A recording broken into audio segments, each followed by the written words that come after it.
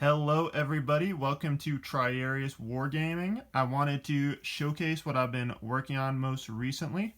So these are Romans for my display game at Carnage, which is a convention I'm visiting, and I'm going to be doing a Romans versus Britons battle. So this is basically one division of Romans completed. Um, so you can see here. This is the kind of structure I'm going for. So there's going to be 4 units per legion. That's kind of how I'm organizing things, and the army is going to have two like core legions as part of it. So I'm doing 4 units per legion. I think it's kind of important to have, when you're doing Romans, they should really be in 2 lines. I think, a main battle line and then a relieving line. So these are a mix of some figures I painted a while ago that I've rebased, and also newly painted figures that I've been working on. A mix of Victrix, Wargames Foundry, and Aventine. So the commander in the front I did last year. That's the basing from last year. Everything else is newly based, and I'm gonna probably base the whole army at once at the end of the year, at the end of the project rather. Once I get all the units painted up and glued onto the bases, then I'll do all the basing together. So I wanted to do this video before I put these guys away. I'm gonna be painting some more barbarians and base those up.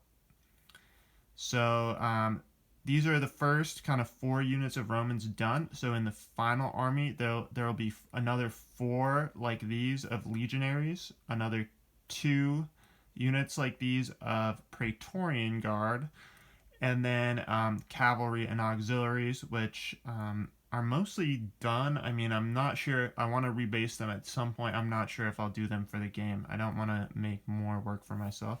But the goal with the rebasing here was to basically bulk up the units, put more guys per unit, make them look denser, and just give a real impression of a solid line of infantry. Because the way they were originally based, which I showed in my last video, they just didn't really look like a solid enough line to me. They just looked kind of like some figures glued to a base. So I want to get a really solid look, look of solid units with this basing. And these guys are probably even, a little closer together than they would be for actual hand-to-hand combat, because you can't really swing a weapon that close, but or throw a javelin or anything. But I think this actually looks a lot better. It makes for a more convincing unit, I think. So I'll give you kind of a little tour of the units here. Mostly Victrix with some Aventine mixed in. Like these are Aventine commanders in metal. This is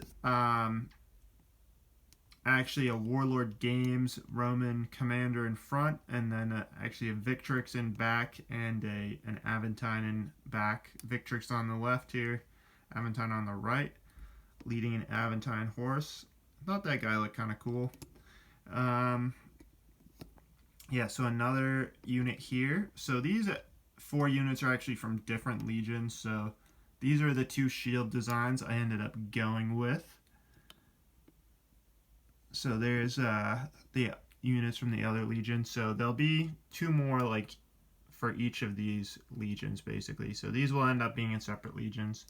On the table, I think they really ought to be deployed in 2 lines like this. That's really one of the major advantages the Romans had was, fielding troops in multiple lines, which I think to the strongest rule set really allows for. That's one of the reasons I like it.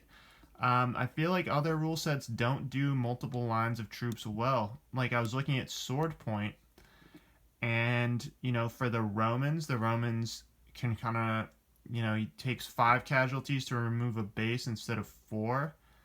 But that doesn't, that's supposed to simulate the line relief. I guess it's a start. I don't know. It doesn't really seem to be quite capturing the essence of that line relief, though. In my opinion, anyways. So that's what we've got finished. So what we have to come here is 4 more units of these, 2 more units of Praetorians, and then the auxiliaries. I've got, metal figures. You can see some Williams Foundry Romans in the back there.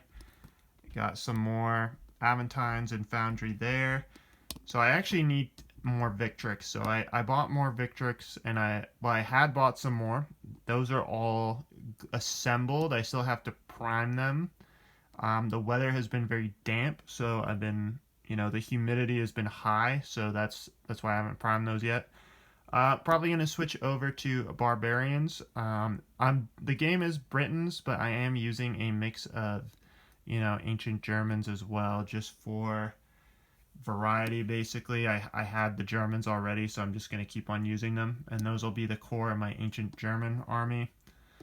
So we got for the barbarians, I've got something like 4 infantry warbands to do, and 2 units of light cavalry, and a couple commanders. That should see that army done. 8 total warbands. So for my warbands, I'm going to be using the Victrix Germanics, and then I also put in a big order to Foundry for a bunch of their Germans, which is hopefully arriving with it pretty soon, hopefully, so I can actually get them painted before November, which is approaching shockingly fast. Worst comes to worst, I'll just do Germans, the Victrix Germans without mixing in the Foundry.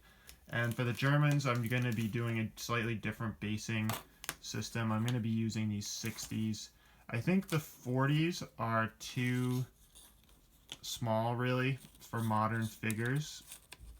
You just can't get enough of them on a base, and they look very cramped. So I think the 60s will allow for the, 460s to a warband. I think that'll allow for the depth and the space, because I do want those units to be somewhat dense, but I don't want the figures like overly crowded, I guess you could say. So that's enough of me rambling on. That's what I've been working on. It's gonna, hopefully I want to paint like 60 Germans this weekend and this week. We'll see if that happens, but if it whatever happens, take it easy, and I'll see you in the next one.